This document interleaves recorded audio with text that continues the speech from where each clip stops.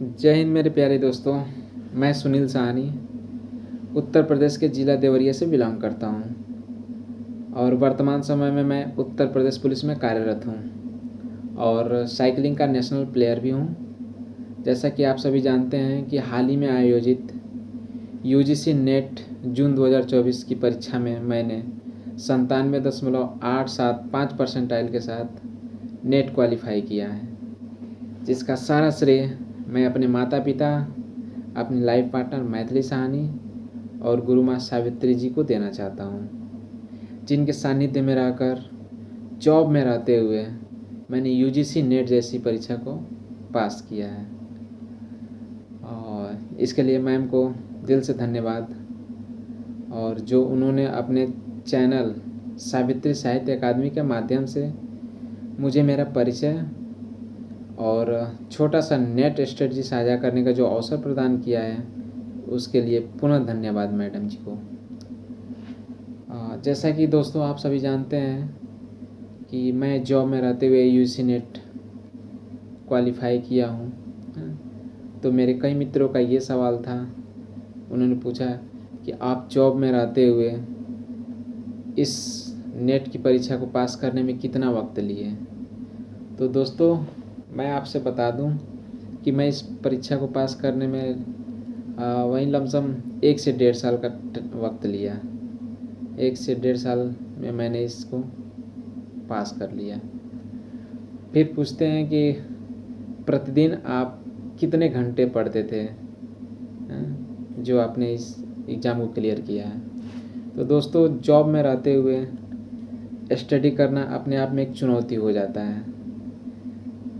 मैं घंटों में डिवाइड करके तो नहीं पढ़ा हूँ, बट जब भी टाइम मिलता था मैं अपने स्टडी पे टाइम देता था और पढ़ता था। तो वही है कि लगभग 5 से 6 घंटे मैं अपने स्टडी में देता था प्रतिदिन।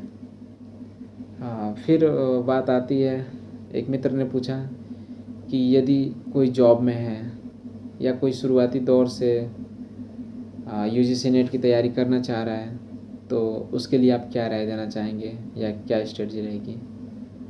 तो दोस्तों जो जॉब में हैं या शुरुआती दौर से यूजीसी नेट की तैयारी करना चाह रहे हैं, उनको मैं बताना चाहता हूँ कि यदि आप जॉब में हैं या शुरुआती दौर में यूजीसी नेट की तैयारी करना चाह रहे हैं, तो आप पहले सिलेबस निकलवाइए और सिलेबस को निकलवा करके आप सिलेबस पे ही रचनाओं का प्रकाशन वर्ष और लेखकों का जन्म मृत्यु वर्ष, फिर कविता कहानी हो गए वो किस में संकलित हैं, नाटकों के भाग अंक आदि, ये सब सिलेबस पे ही लिख सकते हैं।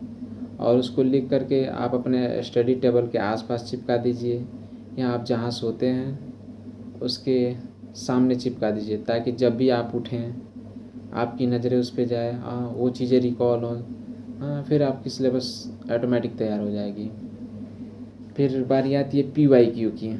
तो PYQ को तो दोस्तों मैं आपसे यही कहना चाहूँगा कि आप यूनिट वाइज करके तैयार करिए। यूनिट वाइज करके मैंने भी तैयार किया था। उसका बेनिफिट्स आपको ये मिलेगा कि पिछले वर्ष में किस यूनिट से कितना क्वेश्चन आया था, कितना प्रश्न आया था, ये चीज़ें आपको जानकारी हो जाएंगी।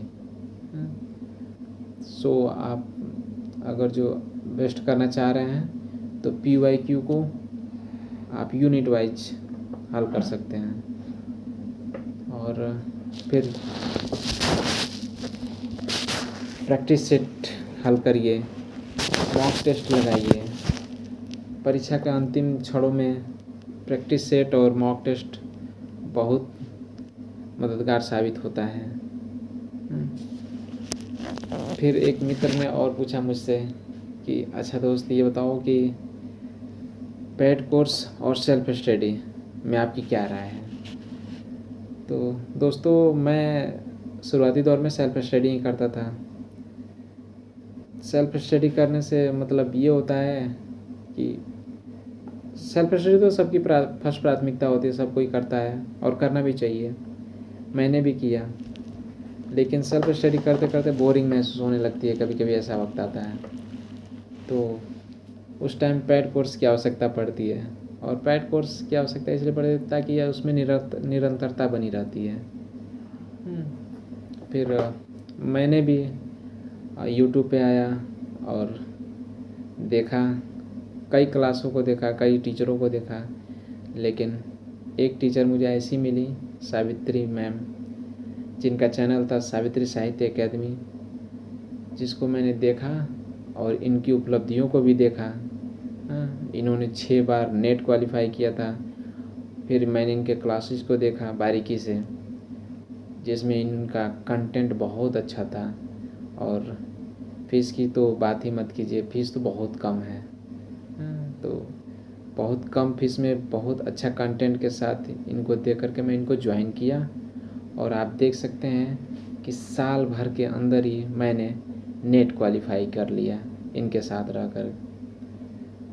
तो दोस्तों, मैं ये नहीं कह रहा हूँ कि मैं इस चैनल के माध्यम से अगर जो मैम की तारीफ़ कर रहा हूँ या बता रहा हूँ इनकी उपलब्धियों को, तो आप सोचें कि मैं इनके चैनल का ग्रोथ कर रहा हूँ। नहीं, ये आप खुद समझदार हैं, आप समझ सकते हैं। लेकिन मैं मैम के साथ जुड़ा हुआ हूँ, जो मुझे उपलब्धि मिली है, जो मुझे इनसे बेनिफिट्स मिले हैं, जो इनके पढ़ाने का तरीका है, उसको मैं आपके सामने बस साझा कर रहा हूँ, और कुछ नहीं।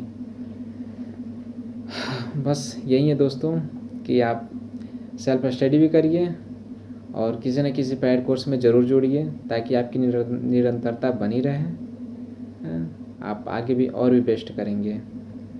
और फाइनली दोस्तों, मैं आपसे यही कहना चाह रहा हूँ कि आप किसी भी एग्ज़ाम की तैयारी करिए, आप उसका सिलेबस निकलवाइए, आप उसके सिलेबस को बारीकी से पढ़िए, PYQ को हल करिए, मॉक टेस्ट लगाइए, प्रैक्टिस सेट लगाइए, फिर